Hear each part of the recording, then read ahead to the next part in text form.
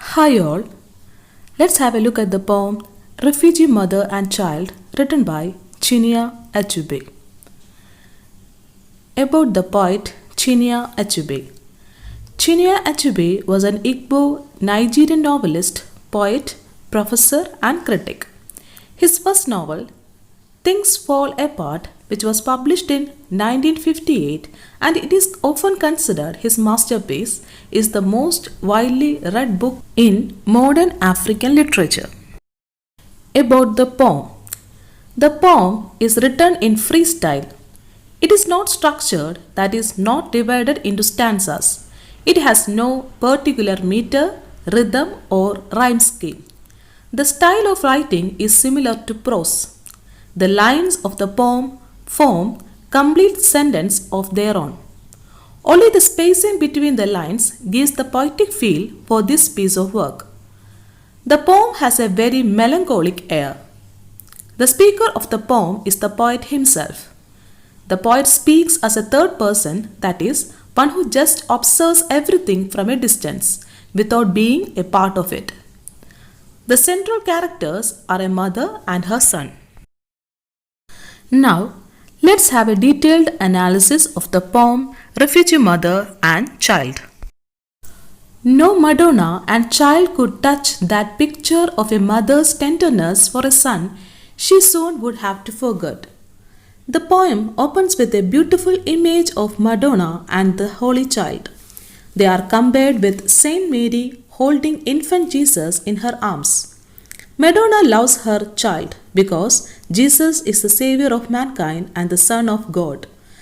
The world worships her and her child.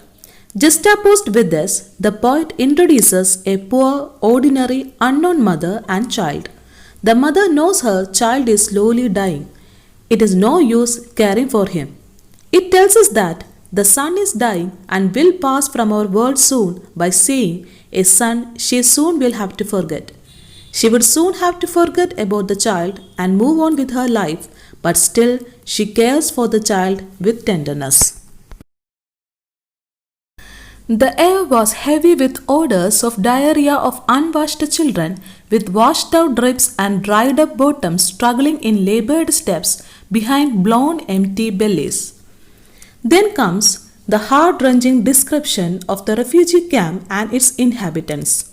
The air in the place is described as being heavy. It is pungent with the odor of unwashed children affected with diarrhea. It shows that the children are all ill with diarrhea, but they can't be taken care of or even be given a bath in the refugee camp. The children are so malnutritioned that ribs are washed out, their bottoms are dried up, their bellies are blown empty and struggle in labored step.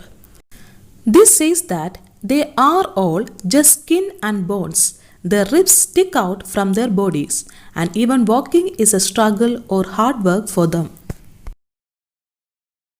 Most mothers there had long ceased to care, but not this one. The mothers of these children had stopped caring for the kids a long time ago. Disease, suffering, and death, all this had become a matter of normal everyday life in the camp. The living conditions were horrific that it had forced even mothers to harden their hearts towards their own children. The mothers in the camp knows this truth about their children, and so they are careless about their dying children. They don't want to further waste their time and energy and love for the dying children. It is futile for them, so they are passive. But this mother is very different. She is the epitome of motherhood. She loves her child. Her love for him is infinite and divine. She does not want anything in return for her love and sacrifice. She held a ghost smile between her teeth, and in her eyes the ghost of a mother's pride as she combed the rust-colored hair left on his skull and then, singing in her eyes, began carefully to part it. In another life, this would have been a little daily act of no consequence before his breakfast and school.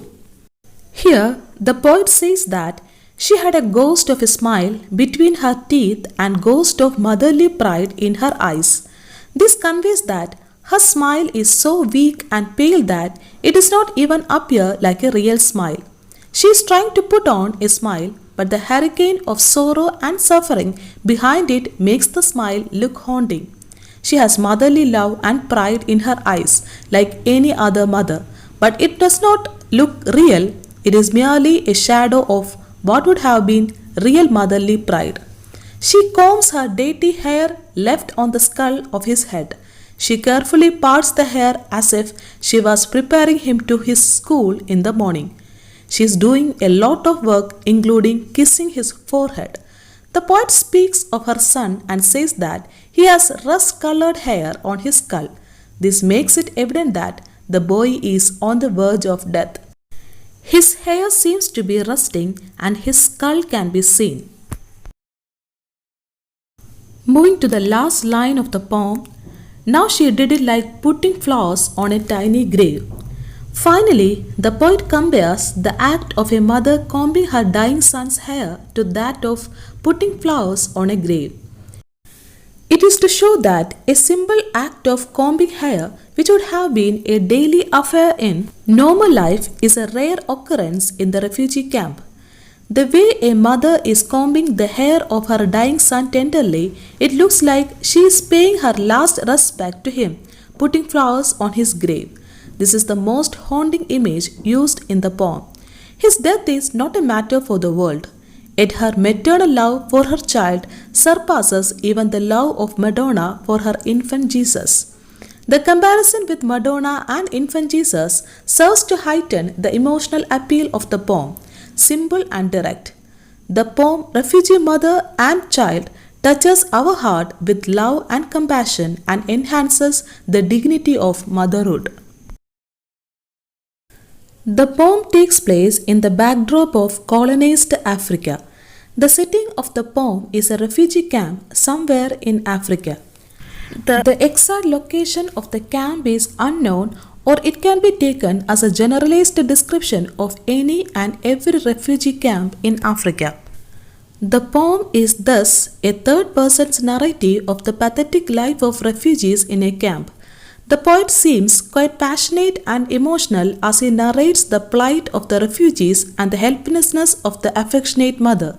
Thus, the poem Refugee Mother and Child is a very realistic and moving poem which leaves the reader in tears over the deplorable state of living of the refugee and also over the gut-wrenching scenario of a mother tending carefully to her dying son. That's all about the poem Refugee Mother and Child written by Chinua Achebe. Hope you understood the poem. Thank you for watching.